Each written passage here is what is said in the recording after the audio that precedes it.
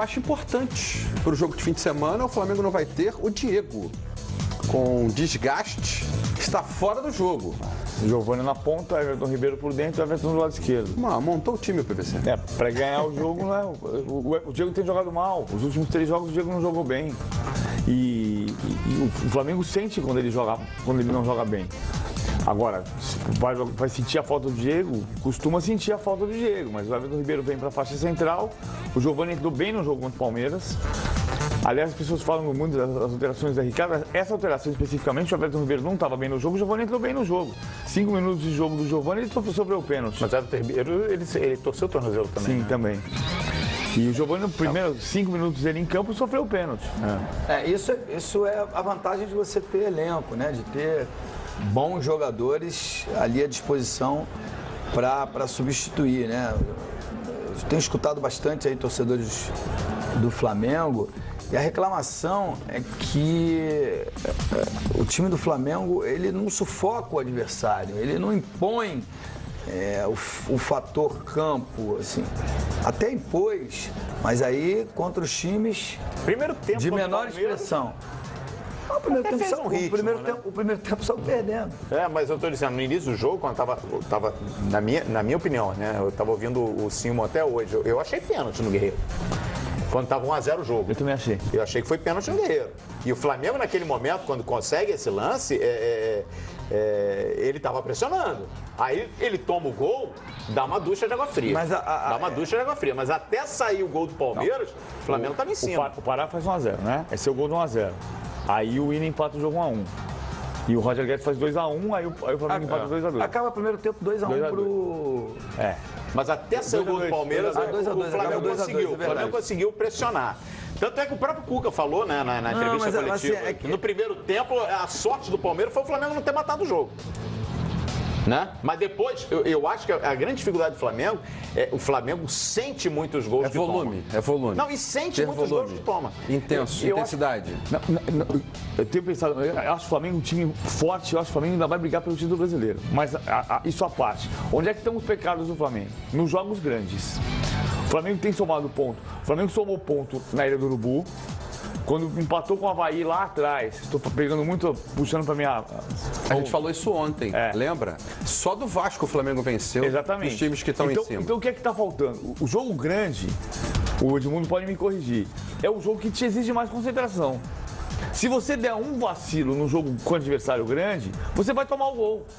Então, está faltando esse nível de concentração, de excelência no jogo contra o adversário mais forte. Porque ele estancou a crise depois daquele empate com o Avaí e depois da derrota para o Sport. E aí, eu até dizia que vai ter uma sequência de 10 jogos só com 2 viagens. E naquele período, o Flamengo saiu de 15º para 2º lugar. Ou seja, ele conseguiu construir uma solidez nos jogos na Ilha do Urubu e nos jogos no Rio de Janeiro, como em São Januário contra o Vasco. E continuou devendo nos jogos grandes, nos clássicos. Ele vem de uma semana que em 3 partidas voltou fora Zé Ricardo, porque perdeu para o Grêmio, empatou com o Cruzeiro e empatou com o Palmeiras. São os 3 jogos que um vacilo você deixou de ganhar a partida. Então falta esse cuidado. O jogo grande tem que ter um nível de concentração, é final de campeonato. Todo jogo desse tipo é final de campeonato. Você vai ganhar o Coritiba amanhã, vai ganhar o jogo, em teoria. Em teoria, vai ganhar o jogo. O jogo contra o Santos na quarta-feira pode perder na Vila Belmiro, mas a tendência é classificar na Copa do Brasil. Aí tem outra final, que é o jogo contra o Corinthians. Em Itaquera. E tem que fazer um jogo como final de campeonato. E tem na sequência o Santos. De novo. Que de novo um jogo grande que não...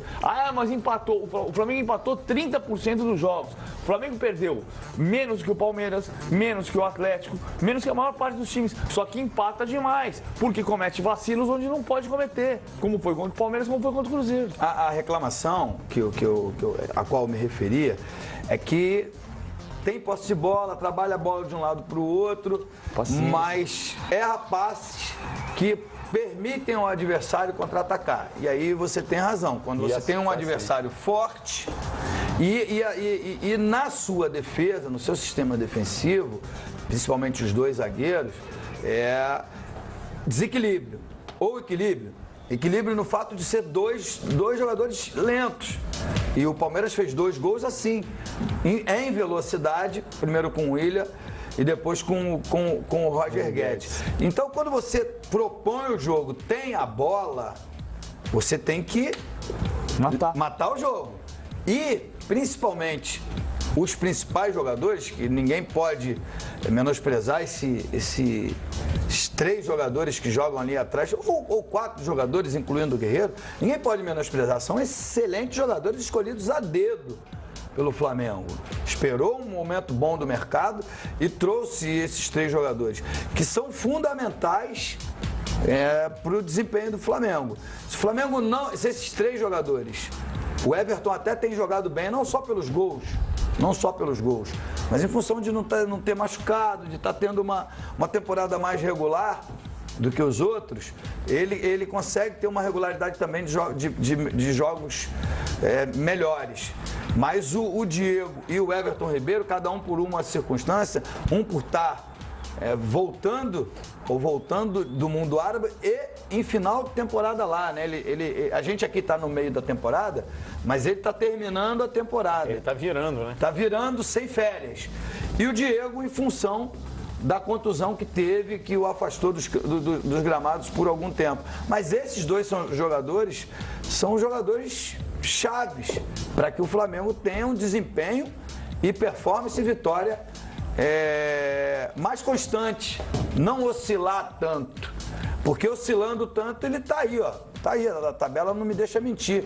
Ele é 4º colocado, ótimo, mas ele está a 12 pontos do Corinthians. É muito. É isso. E ele tinha a chance de estar a 5 se ele tivesse somado 9 pontos nesses últimos 3 jogos. Isso aí, vamos atualizar esse noticiário do Flamengo, direto do Ninho do Urubu. Eduarda Pessinati, ao vivo aqui com a gente do Expediente Futebol. Bom expediente para você, Eduarda.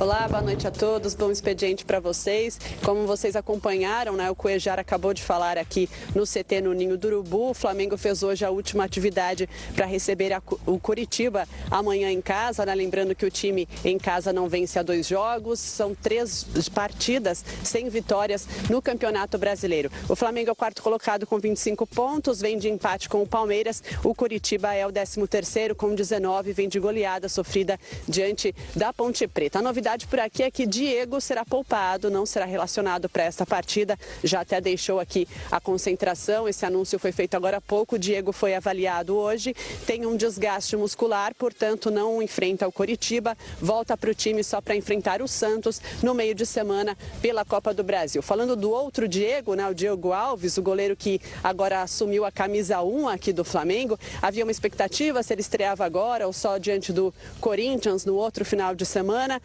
E não vai ser agora não, a gente também viu que o Diego Alves já deixou aqui a concentração. Falando aí da camisa 1, né, ela estava com o goleiro Thiago, que tinha cedido a 44 para o Rodolfo, agora o Thiago cedeu a 1 para o Diego Alves e ficou com a camisa número 30. Falando em camisa, aliás, o Flamengo estreia contra o Coritiba o seu 3º uniforme, vai usar no jogo deste sábado uma camisa amarela com detalhes em azul.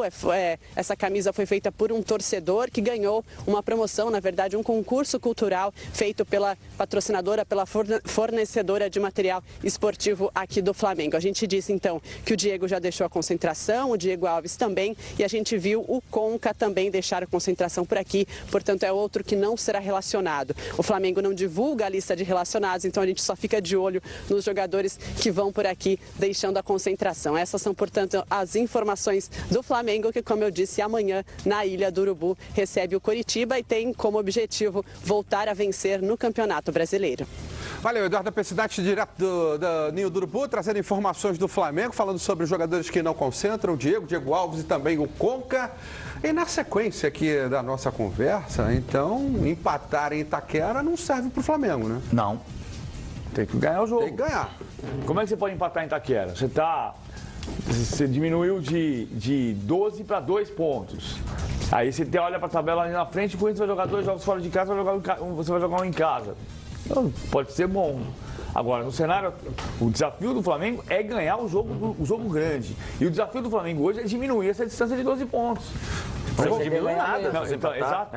O Flamengo quando estava em 15º lugar, ele estava 12 pontos atrás. Sim. Deixa eu voltar lá no Ninho do Urubu, que a Eduarda Pessinati está com a gente ainda, tem mais informações. Diga, Eduarda.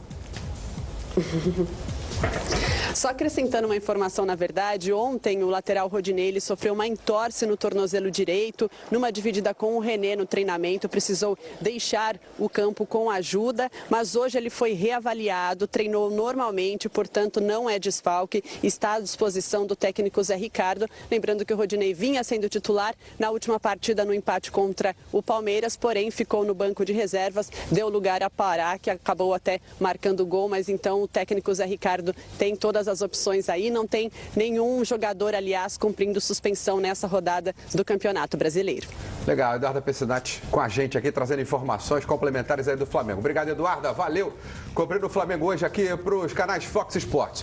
Olha só, tem uma situação que é bom a gente ficar atento, que é o seguinte, o Paulo Vinícius Coelho falou sobre a quantidade de empates do Flamengo, o time que mais empatou no campeonato 7 vezes até agora. Então, portanto, 12 pontos. Não é diferença não, porque o Corinthians tem 11 vitórias e o Flamengo tem 6. O Flamengo ganha 4 jogos, vai a 10 vitórias e não chega no Corinthians. Então não é só tirar 12 pontos. No caso são 13. Não, ele tem que tirar, tudo bem. Mas assim, tirar 13. Tirar 13, tudo. Se ganhar 13, se tirar 13, vai e passa. Ele tem que diminuir essa diferença que ele não conseguiu tirar desde quando ele era 15º lugar. Ele conseguiu avançar de 15º para 2º e cair para 4º. Se o Corinthians não fizer nada, o Flamengo tem que fazer 13 pontos. Mas a distância de pontos continuou ali equivalente. Falando especificamente de Flamengo e Corinthians, na verdade é simples, né? Ao Flamengo faltam 23 rodadas e ao Corinthians 19. Mesmo assim, o Corinthians vai ficar na frente. Então, é uma distância significativa. É uma distância significativa. Isso contando que o Corinthians perca 4 jogos seguidos e o Flamengo ganhe 4 jogos seguidos, vai igualar em número de pontos, mas o Corinthians ainda vai permanecer na frente pelo número de vitórias. Tem uma situação, né? Que aí, de repente, o Flamengo não vai passar a correr atrás do Corinthians, né? E sim atrás do Grêmio, né? Assim, claro.